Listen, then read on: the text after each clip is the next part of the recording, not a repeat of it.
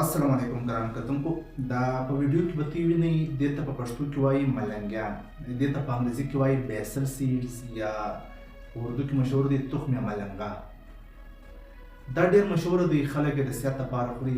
نو تاسو ته به زه نن د دې څه ساینټیفیک فایدې در وښیم، داسې نه چې بس پلانې ویل نه، زه تاسو ته اتنټیک د دې فایدې درښیم. اول دا دی چې دا د فایبر ډک دی، نو کوم انسان چې ملنګیان څښي هغه به قبض کېږي نه. او ملنګیان د څښلو سره د انسان وزن کمیږي. که یو انسان شوګر یې دا شوګر لیول کنټرولوي.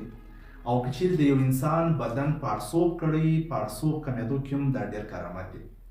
دا رقم که چیرې د چا غاښونه کمزوري، غاښونه هم مضبوطه کوي.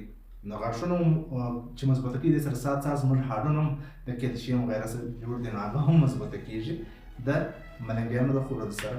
او ما ته وویل که چیرې څوک د شوګر مریض ډایبټیک یې هغه هم دې سره فایده اخیستلی شي. سات چې کوم سکین مسلې راځي، لکه د چا سکین ډېره غورځګي کوي، د چا بیا ډېر خشک وي، د چا به ماتېږي، نو د سکین په هیلت کې د جلد په صحت کې هم د دې ډېر لوی کردار دی.